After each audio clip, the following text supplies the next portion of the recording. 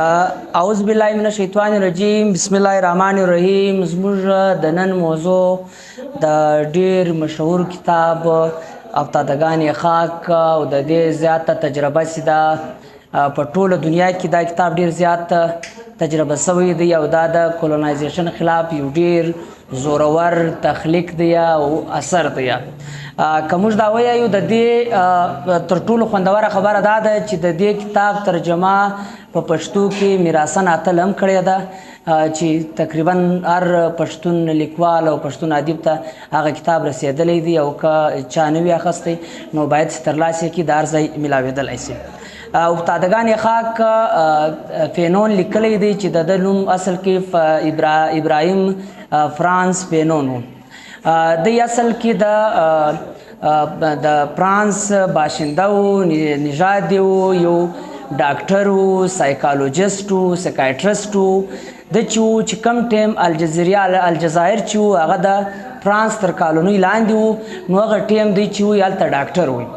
هلته چې دی ډاکټر وي نو دا مختلفه خلک چې راتلو د به د دې دغه کوله سایکولوژیکلي به د ده دا دغه کاوی د به دا شی پر مخ به ووایه چې څنګه دا دوی پر مخ بوځي او دا مسله معلومه کړي چې مسله څه شته.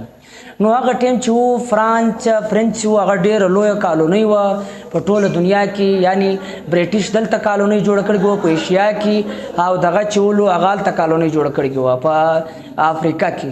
نو دوی چې و هلته په افریقا کې و. په هغه ټیم کې دوی چې ډاکټر و نو دا ډاکټري چې د کله کوله دغه شی چې و د روان کړی و. د اوله وار دا خبره وکړه چې کله یو کالوني راځي د دوه لفظونه ورکل، هغه یو دا دی کولونایزډ، یو چې دی کولونایزډ او بل چې دی کولونایزرز. کولونایزډ هغه دی چې یو بل سړی راسي څوک کیپچرډ کې قبضه یې کړي، او کولونایزرز هغه دی څوک چې قبضه پر کوي. یعنی مثال کې طور پر برټش دلته راغلي وو، هغو قبضه کړې وه، هغه چې هغه کولونایزرز وو. یا فرنچ وو، هغه افریقې ته راغلي وو، هغه کولونایزرز وو. دا کم نیټیو خلک چې دي، دا کم خلک چې دلته اوسي دا چې دي دا کولونایزډ دي. نو دوی وایي چې کولونایزر چې دي اول لوار چې دوی دا کار کوي تشدد استعمالوي، دا وایلنس استعمالوي، تاو تریخواله استعمالوي. دوی راولاړېږي په زور باندې دا وطن قبضه کوي. یعنی څرنګه یې قبضه کوي؟ یعنی زورور خلک، طاقتور خلک چې راسي د پولیس په ذریعه، د تانې په ذریعه، د حکومت په ذریعه یا پر بله ذریعه باندې غریب خلک دباوي، غریب خلک ساتي. دا چې دوی کله دباو کې نو دوی راولاړېږي، بیا دوی پر دې باندې قبضه کوي.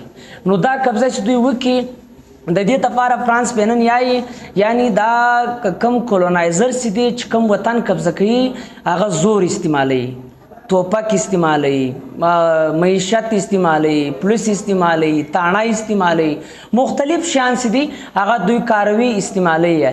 لہذا دا کم کولونایز چې دي، کولونایز څخه مراد اپریسټ خلک، لکه اوس د دې کتاب نوم دی افتادګان خاک یا ریچارډ دارت. ریچارډ دارت موږ دا وایي د شنه اسمان زامن، غریب خلک، درپدره خلک، هغه خلک چې کور نه لري، معیشت نه لري، ژوند نه لري. نو دوی وایي چې دا وایلنس چې څوک کوي، دا کولونایزر چې راسي قبضه چې وکړي، نو د دوی مین وجه دا د دوی زور استعمالوي. نو د زور خلاف زور ضروري دی، د زور خلاف چې دی زور ضروري دی. یوه که دوی چیرې راځي پر وایلنس باندې تا کولونایز کوي، تا قبضه کوي، غلام کومو تپاره د کولونایز کم خلک چې غلامان دي هغه به هم تاو تریخواله استعمالوي، وایلنس به استعمالوي، تشدد به استعمالوي. یعنی دوی وایي غلام قومونه د تشدد بغیر ازادي نشي اخیستی. ولی برطانیا او فرنچ وو، فرنګیان او د فرانس خلک چې وو هغه چې افریقا وو دغه زموږ ایشیا کولونایزډ که په زور یې کولونایزډ که. ایسټ انډیا کمپنۍ راله دغه باندې بیا خپل دغه راولږي، ملیټري راولږله. نو تر ټولو له مخه د غلامو قومو دپاره یا د ازادي د تحریکو دپاره زورور شی چې دی هغه تشدد دی. یعنی د ظالم خلاف ته وایه د ازادي غټې مخصای سیسته د تشدد لاره خپله کې. تشدد دا معنا چې د زورور خلاف زورور چې دی هغه په زور دغه باندې کېږي. بله خبره دا ده چې دوی وایي دا کم کولونایزر چې دی، دا کم استعماریت او سامراجیت چې دی، دا چې دی دا نصاب هم استعمالوي. یعنی کله کله په نصاب کې ستا خپل تاریخ له تازه ورکړي، ستا خپل جغرافیه له تازه ورکې کي، تا خپل اتلان له تازه ورکې. هغه د پښتو یو ډېر ښایسته شاعر دی چې دا ښایسته شعر دی چې دا تعلیم چې ورته وایي تعلیم نه دی، سم تعلیم چاته ورکړی غلیم نه دی. نو دا ایجوکیشن چې دی دا ایز ا ټول دی. نو بیا دوی راځي دارنګه په دې دغه تپاره قبضه کوي. د دې تپاره به غلام قوم خپل تاریخ ژوندی کوي، خپل شناخت به ژوندی کوي. بله خبره دا ده چې دوی وایي دا کولونایزر خلک چې دي، دا زورور خلک چې دي، دا سامراجیان خلک چې دي، دا راولاړېږي دا د سوپریلیټیو کم موږ دا وایو سوپرلیټیو کمپلیکس ښکار دی. ځان دوی ډېر برتره ګڼي، د احساس برتري ښکار دی. او دا نور د غلامو قومو پر کلچر باندې خاندي، د دوی پر ژبه باندې خاندي، د دوی پر تعلیم باندې خاندي، د دوی پر سوسایټي باندې خاندي، د دوی هر شی چې دی هغه بد ورته ایسي، خپل شی چې دی هغه ښه ورته ایسي. نو دا غلام قومونه چې دي کارل مارکس ویلی ولی چې ټوله کیسه چې ده د معیشت ده، یعنی مسله چې ده پر معیشت ګرځي، دغه ته انفراسټرکچر وایي. او دا بل چې دی کلچر، ریلیجن، دا نور شیان چې دي دا دغه د سوپر سټرکچر دی. کارل مارکس ویلی دا ترګور د ضروري شی چې دی دا معیشت دی، چې کله معیشت پر مخ لاړ شي نو هر څه دغ کېږي.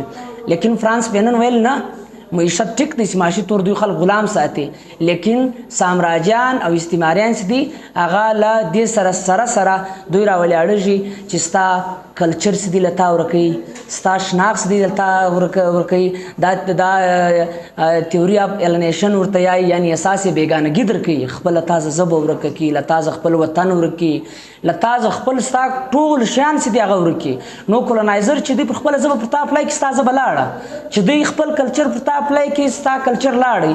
نو د دې تپاره د غلامو قومو تپاره چې دی خپل کلچر چې دی هغه دغ کول، محفوظه کول، او د دې تپاره جدوجہد کول او سټرګل کول. بله خبره دا ده فرانس پینن مخ ته دا وایي چې کله دا تحریک پر مخ لاړ سي، دا تحریک پر مخ لاړ سي، د دې تحریک ته بیا دا دی که یو سړی راولاړ سي له ډي کولونایزډ کې، یعنی یو سړی رالی ته کولونایزډ کې قبضه یې کې، بیا تا سټرګل وکړي د خپلې ژبې د لارې، د تحریکو د لارې، د تنظیم د لارې، د تشدد د لارې تا ازادي واخیستله. بیا به دا ازادي داسې نه وي چې یو سړی راولاړ سي چې دا دغه دی هغه ازادي چې د هغه ناجایز استعمال کړي، غلط استعمال کړي. مثال کې طور پر چې کوم شیان هغه سامراجیان او استعماریان کول هغه به بیا پخپله نه کوي. دوی وایي چې یار دا د ازادۍ بعد چې کوم تحریکونه دي هغه باید چې لیډر غریب سړی وي، هغه چې دی د تحریکونه چې وي دا د غریبو خلکو په لاس کې وي، او غریب خلک چې دي د قوم خدمت کوي، هغه بیا هغه کیسه نه کوي لکه سامراجیان او استعماریان چې کوم جبر کاوي، بیا هغه ته دوی شکست ورکړي، بیا پخپله دا کار شروع کړي. نو له دې ځبه دوی ځان ګوري. بله خبره چې دوی کوي چې دا دوی د مین ټیکټیکس یې دا هم دي چې کله سامراجیان او استعماریان راځي هغه اوله وار دا چم کوي چې یاره ته انسیویلایزډ یې، وی وانټ ټو سیویلایزډ یو، ته چې ته ډېر غیر تهذیب یافته یې، موږ تا تهذیب ته بیایو، ستا چې دی ستا یو ار ان ایجوکیټډ، ته چې یې ایجوکیشن د نسته، موږ تا ایجوکیشنز ته بیایو. دا رنګه مختلف ټیکټیکس دي د سامراجیانو د استعماریانو دا دغ کړي دي. فرانس پینن چې دا ټول سټډي مطالعه وکړه نو د دې د دا ویلې چې استعمار چې دی هغه خالي دا نه قبضه کوي چې خالي ستا وطن قبضه کوي، ستا معیشت قبضه کوي. د دا سټډي وکړه بحیثیت یو سکاټریسټ یا موږ دا وایو چې دوی د اعصابو یو ډاکټر و، د دا راویستی چې دا چې دی غلامي چې ده یا کوم استعماریا دغه سامراجي طریقه کار چې دی ټیکټیک چې دی هغه پر انسانانو باندې اثر کوي، د دې پر دماغ باندې اثر کوي، سایکالوجیکل ډیسارډر ورته کازي، انزایټي ورته کازي، ټینشن ورته کازي. ولې چې ته له خپله وطنه بېګانه سې، ټینشن دا معنا، ټینشن دا معنا چې ته خپل وسایل باندې واک نه لرې، ټینشن دا معنا دا ټول شیان چې دي استعماریت چې دی تر ټولو لوی اثر یې دا دی چې سایکالوجیکل ډیسارډر چې دی، یعنی ناروغیان یا اعصابي ناروغیان پیدا کوي. د دې ټولو شیانو چې دی د دې تپاره جدوجہد د محکومو قومو تپاره دغه لار ورشوي چې څنګه به محکومه تحریکونه د خپل دغه خلاف چې دی دا دغه کوي. بیا د یو اربن پرولتاریان ورته یایي چې دا کوم خلک په ښارو کې اوسي په ښارو کې خلک چې اوسي هغه تر خپلو کارو پورې کار وي، تر خپلو مفاداتو پورې د دوی شیان څه وي هغه محدوده وي. نو دوی دا دغه ورکوي چې دا پکار دی چې دا تحریکونه چې دي د محکومو قومو تحریکونه چې دي هغه د کلو خواته موږ اوسو، د کلي خلک چې دي هغه مبارزه کوي، هغه چې وي هغه کلک درېدلی سي. نو دارنګه مختلف ټیکټکس د ډیکولونایزیشن چې څنګه به انسان ازادي حاصلوي د سامراجیانو د استعماریانو څخه، نو ډېر خوندور بوکس دی. او په دا کې که موږ دا وایو چې د بایبل اف د نشنلیزم هم ورته ویلی سو دا کتاب کې، او دا د ځوانانو دپاره د محکومو قومو د تحریکو دپاره خاص کر چې دا اوس په کم او شلمه صدۍ کې چې کوم یو نوی د غلامۍ یو نوی شکل راغلی دی، د استعماریت او د سامراجیت نوی شکل راغلی دی، په دې باندې سر خلاصول، د دې خلاف د محکومو قومو څه کول پکار دي، محکومو قومو ته څه کول پکار دي، تنظیمونو ته څه کول پکار دي، غریبو خلکو ته، درفدرو خلکو ته، د غریب چپ د هر څه دی دې ته څه کول پکار دی. نو دا کتاب ډېره بهترینه رهنمایي کوي د محکومو تحریکو، د محکومو تنظیمو او د محکومو د غور ودان. ډېره زیاته مننه.